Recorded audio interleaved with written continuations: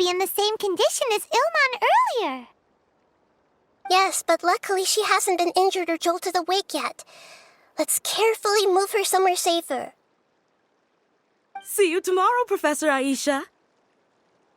Huh? Why am I back here again? Dreaming? But what about Professor Aisha? Oh, I see. It was all just a dream. Well, that makes sense. After all, it hasn't changed a single bit. Huh? What's it? Nearly 20 years, and it still hasn't bloomed. Does it have something to do with your dream? Please, tell us what you mean. Sorry. I'm still feeling a little groggy. Please give me a moment here. Alright, where to start? Right, this plant. So, Professor Aisha gave me this plant just before she left. She was a good friend of my parents, and my first real tutor. She was also an outstanding Amorta researcher. In addition to her extraordinary academic talents, she was also skilled in combat and would accept lots of work from the Adventurers Guild. Oh, so you mean she's left on an adventure? Yes. When I was about 10 years old, she told me that she must go look for the secrets of the Abyss, and that she would be gone for a long time. I grabbed hold of her and wouldn't let go. I didn't know what the Abyss was.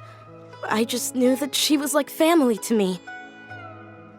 She hugged me, and we cried for some time until I fell asleep. When I woke up, I was already back home. She still decided to leave, but had left behind a letter for me saying that I was the person she cared for most in this world. She claimed that investigating the Abyss could help more ordinary people protect the people and things they care about. She had obtained some important evidence during her past adventures. If she didn't set off right away, she might miss the perfect opportunity. Guess Ad Astra Abyssosque isn't just a slogan. She left a seed in the letter, telling me that if it sprouted and bloomed, then she'd come back no matter what sort of risky situation she was in. She said she looked forward to seeing me all grown up. But strangely, I've tried watering it, feeding it, everything I could think of, but I've never been able to get it to bloom. I even went to ask the Amorta researchers, and they couldn't explain it either.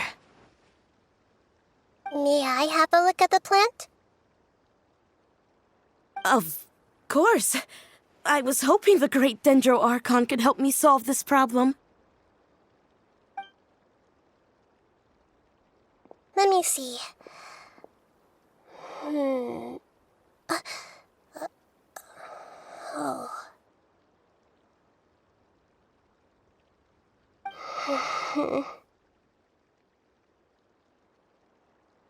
Huh?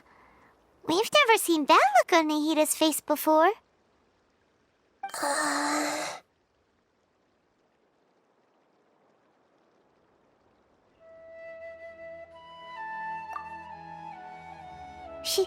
She looks a little unwell. Hold on, we'll be right back.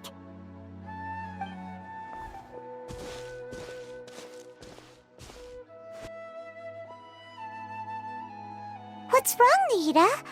You can't tell what's wrong with the plant either? No, I immediately understood what's happening with that plant. I'm just not sure if I should say it. This plant is not known to the academic world. It's a new species that our teacher managed to cultivate by some special means. Judging by its features, I can tell from the moment it sprouted, it'll never be able to bloom. It can't be. It means that this Professor Aisha she keeps mentioning might have foreseen the danger and was prepared to never return. From my experience observing people, she would undoubtedly regard this as a brutal revelation. When forced to confront such brutal truths, people may break down into tears, talk nonsense, or lose their tempers. I know she has to face the truth, but at the same time, I don't want to hurt her. Tell me, what should I do? Yeah, that's a tricky one. Seems like you've already got a good idea of the feelings she might experience. But wouldn't that mean I'm just pushing it all on you? What if she just gets angry at you instead? It's all right. There are all kinds of people, and the examples you observed are just the most extreme cases. Okay. Thank you. Let's go back and tell her.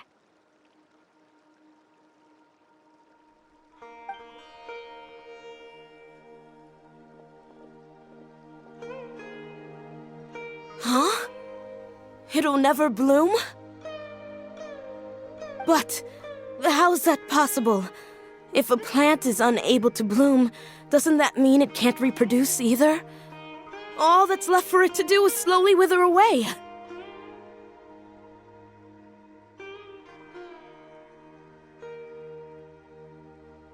Are you saying she never intended to return? Seriously? So everything she said was a lie? But she meant well. Since the separation was inevitable, she hoped that you would be able to come to grips with such a cruel parting a little later in life. Yeah, her love, care, and attention to you, all those warm moments were real.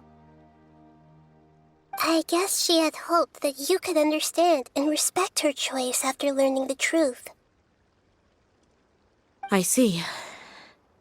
Sorry, I don't want to sound ungrateful, but it's just so much to take in.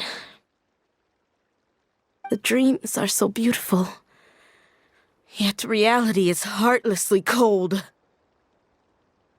I really thought she had come back. I had so much to tell her. These dreams may not be as pure and beautiful as they seem. Some kind of power may be exploiting your feelings. Really? Yes, so with that in mind, until our investigation is completed, please return to the event and ignore any further temptations from your dreams. I see. Thank you for rescuing me, and sorry for the trouble. Luckily, the plant didn't get hurt either. Otherwise, I wouldn't have anything left to remember her by.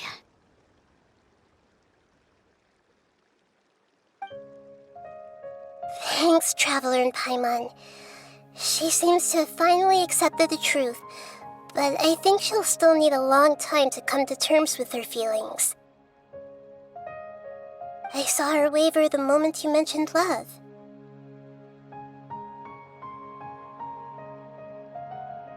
It was almost like a gentle rain, arriving just in time to put out a fire that was about to spread. It's because people have something called empathy. Empathy? I see. This is valuable knowledge indeed. By the way, you said there may be something that's trying to exploit their feelings. Any idea what that might be? Yes. What's common between Ilmon and Katya's cases is that they've both lost someone dear to them.